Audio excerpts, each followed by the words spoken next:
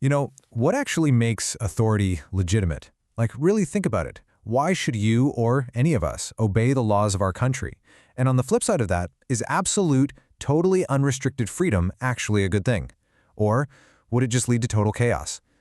It's kind of wild because we deal with the realities of politics literally every single day, from the news we're watching to the taxes we're paying, but we so rarely just stop to ask these deep, permanent questions about why our society is even structured the way it is. Okay, let's dive right into this explainer. Today we're talking about political philosophy. And look, I know what you might be thinking, but no, this isn't just about ancient history or dusting off some boring old books. Not at all. This is about our ongoing, super dynamic quest to figure out exactly how human beings should live together. It's essentially the ultimate toolkit for understanding power, justice, and what it actually means to live a good life. We've got a really great roadmap for this explainer. We're going to start with what is political philosophy? Then, visions of the good life. Third, we'll hit the core ingredients. Fourth, balancing liberty and authority. And finally, why it matters today. All right, let's start right at our foundation with Section 1, what is political philosophy? So, to really understand this field, we just need to look at the words themselves, right? Politics comes from the ancient Greek word polis, which literally means city-state, and philosophy translates to the love of wisdom. So you put those together, and you have the philosophical study of politics. Now, this perfectly highlights the core difference between regular political science and political philosophy. You see, political science is mostly descriptive. It looks at the facts, like how do institutions actually run, how do elections work, what ideas are in play. But political philosophy, it's normative. It goes a massive step further. We're not just describing facts, we are actively judging what society ought to be like, what's morally right, what's truly just, what is desirable for us as a society. Because politics affects our day-to-day lives so deeply, just studying the facts isn't enough. We desperately need a standard to judge what makes a government or a specific law actually good. So what's the real nature of this field? Well, it's not just normative, it's highly ethical, constantly asking what duties rulers and citizens owed one another. It's also rational and critical, meaning political philosophers don't just blindly accept tradition or authority. No way. They use hardcore logic and reasoning to critically examine our laws and customs. It's also speculative and idealistic. It actually dares to imagine what a perfectly just society might look like. And finally, the whole thing is universal and dynamic. It deals with universal human problems that span across all countries and cultures. But, and this is key, it constantly evolves to meet the changing economic and social realities of our time. Moving right along to Section 2, Visions of the Good Life. Okay, so if political philosophy has one central, ultimate goal, it's figuring out how politics can help us achieve human welfare, dignity, and this idea of the good life. But what exactly does a good life look like? Well, sometimes to figure that out, you kind of have to look at the bad one first. The philosopher Thomas Hobbes had a famously dark view of human existence without a state.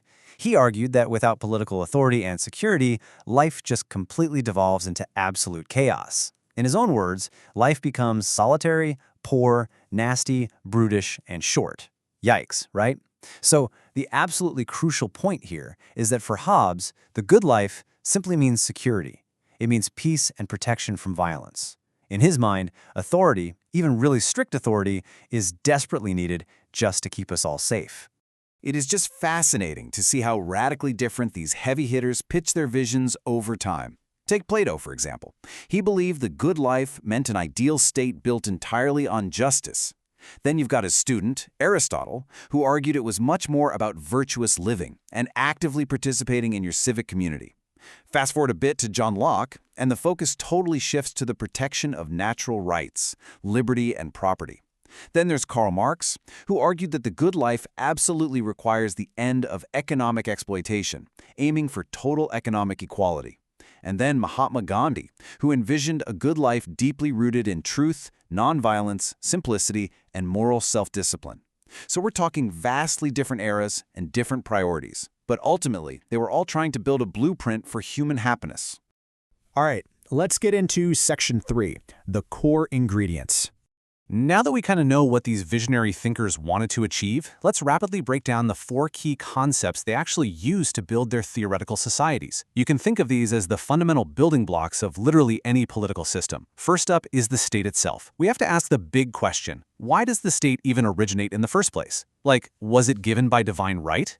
Is it a social contract that we all somehow agreed to? Or is it just a tool of class struggle, like Marxists argue? But even more importantly, we use political philosophy to figure out exactly what the absolute limits of that state power should be over your personal life. Next up, we have justice, and man, this is a massive one. Political philosophers are always asking the really deep questions here. Should wealth inequalities exist at all? What does a truly fair distribution of resources actually look like in your own community? The modern thinker John Rawls famously argued that justice basically just means fairness. It's the core mechanism we use to ensure social harmony. Then we have liberty, which basically forces us to examine individual freedom. How much true freedom should you actually have? Can your liberty be restricted? And if so, when exactly does the state have the right to do that? Thinkers like John Stuart Mill fiercely defended individual liberty against state interference. He was always asking where we draw that tough line between personal choice and public safety. And finally, our fourth ingredient is equality. Are humans actually naturally equal? This covers everything from political and social equality to economic and gender parity. And here's where the debate gets absolutely critical. Should equality be absolute? Because think about it, if we enforce absolute equality, doesn't that inevitably end up conflicting with individual liberty? Which brings us to Section 4, balancing liberty and authority. That inherent conflict between concepts brings us perfectly to the ultimate challenge. So how do we use all these core ingredients together without the whole recipe just falling apart? Well, we have to find the perfect balance. Think about this inherent contrast for a second, because it's literally the tightrope of human civilization. On one side, you have absolute freedom. Sounds pretty great, right? But as philosophers point out, absolute freedom can easily create total disorder, clashing interests, and just complete chaos. But then on the other side, you have absolute authority. Sure, this brings order, but it can so easily turn into dictatorship, oppression, and tyranny.